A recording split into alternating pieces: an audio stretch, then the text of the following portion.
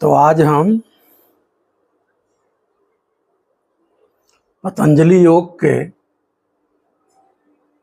समाधि पाद के सूत्रा नंबर 17 का व्याख्या करने की कोशिश करूंगा, जो इस प्रकार है। सूत्रा नंबर 17 है, वितर्क विचार आनंद अस्मिता अनुगमात संप्रज्ञातः।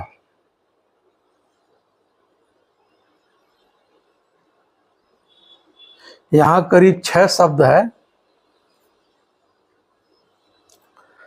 पहला है वितर्क, दूसरा है विचार, तीसरा है आनंद, चौथा है अस्मिता, पांचवा है अनुगमात, छठा है संप्रज्ञातः। इसका मतलब क्या हुआ? वितर्क विचार आनंद और अस्मिता के क्रम से चलकर संप्रज्ञात समाधि सिद्ध होती है।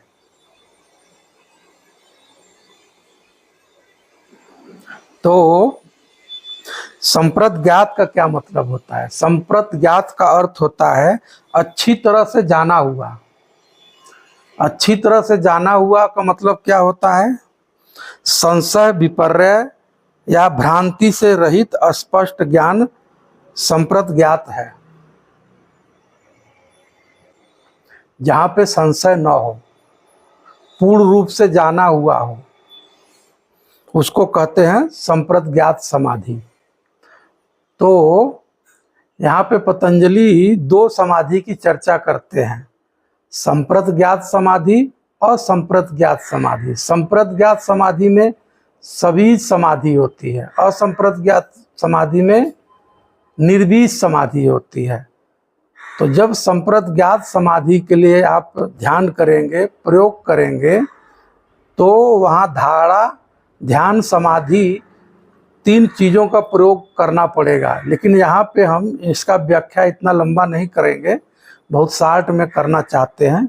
जब हम ध्यान सूत्रों का प्रयोग करेंगे तब इसका हम चर्चा डिटेल में करेंगे।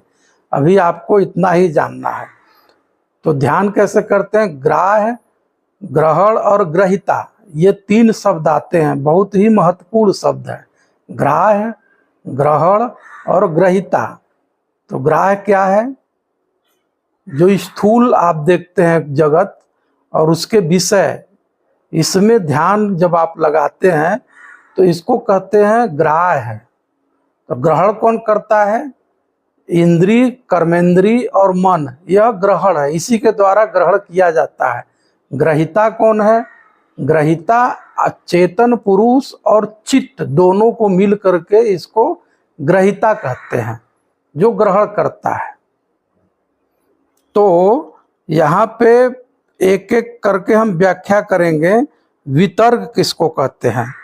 देखो, वितर्क में जो है 3 शब्द आते हैं, जैसे तर्क, कुतर्क, वितर्क।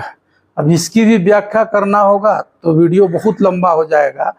तो बस इतना जानना है कि वितर्क, तर्क, कुतर्क, वितर्क, इसमें 3 शब्द हैं। तो वितर्क किसको कहते हैं?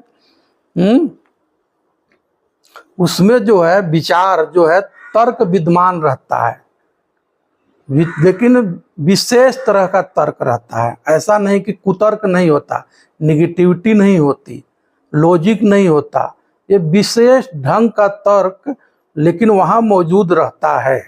तो इसको कैसे आप प्रयोग करेंगे? इसमें जड़ में आप यहाँ पे करें कि स्थूल जड़ तत्व में या किसी पदार्थ में, किसी चित्र पे जब आप ध्यान लगाते हैं, जब आप ध्यान लगाएंगे तो यह वितर्क संप्रज्ञात समाधि आपको घटेगा।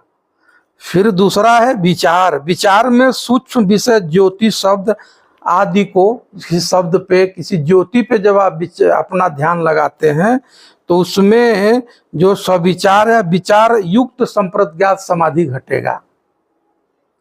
यहाँ भी विचार रहेगा, विचार रहेगा, लेकिन वो पागलपन वाला विचार नहीं रहता, वो विचारणा होता है। विचारणा और विचार में अंत होता है। विचारणा का मतलब होता है कि वहाँ पे आप कुछ अपना सोच रहे हो, आपके द्वारा जो चिंतन मनन होता है उसको हम विचारणा कहते हैं।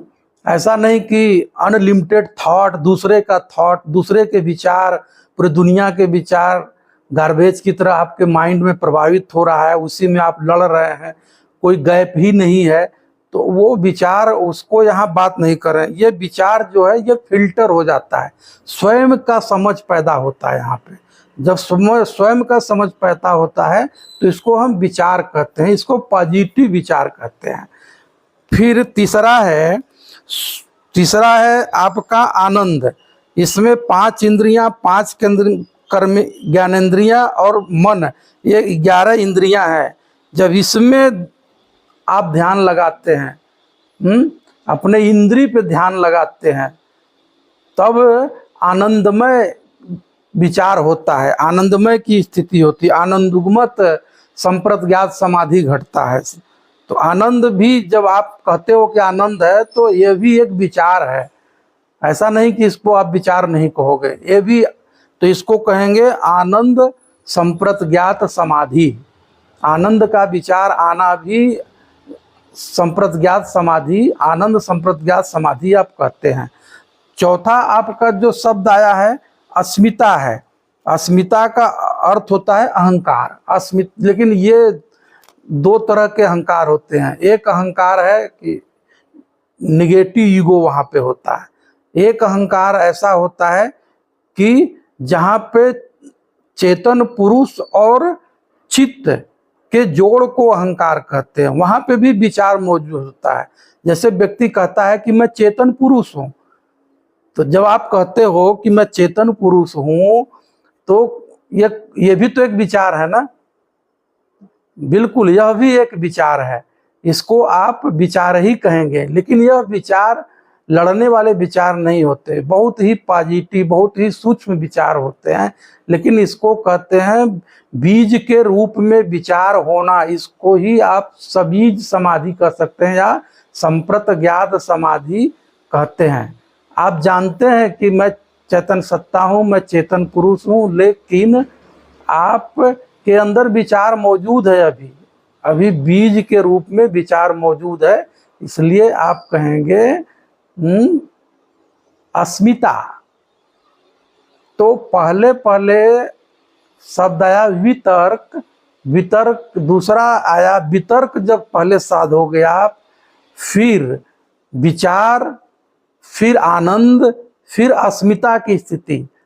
अस्मिता में आप अपने आप पे ध्यान लगाते हैं, मैं कौन हूँ, उस पे जब आप ध्यान लगाते हैं तो उसको कहते हैं अस्मिता। तो आप जान जाते हो कि आप कौन हो, तो इसको अस्मिता कहते हैं।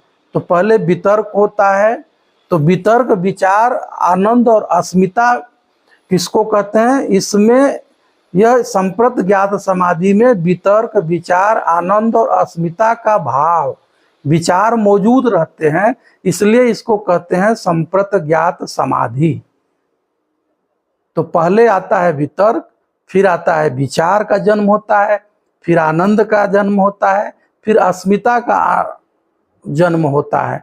तो ये 4 स्टेप आते हैं, ये एक दूसरे का अनुगमन करते हैं। पहले वितर्क जो है विचार का जन्म होता है, इसको अनुगमन किया, फिर विचार जो है आनंद का अनुगमन करता है, फिर आनंद जो है अस्मिता से जाके मिल जाता है, उसका अनुगमन कर रहता है, एक दूसरे के पीछे चला आता है।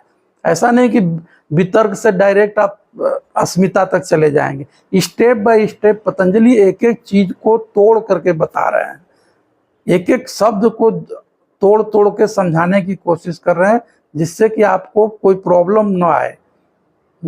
तो वितर्क, विचार, आनंद और अस्मिता एक दूसरे के अनुक्रम में एक दूसरे के पीछे चला आता है।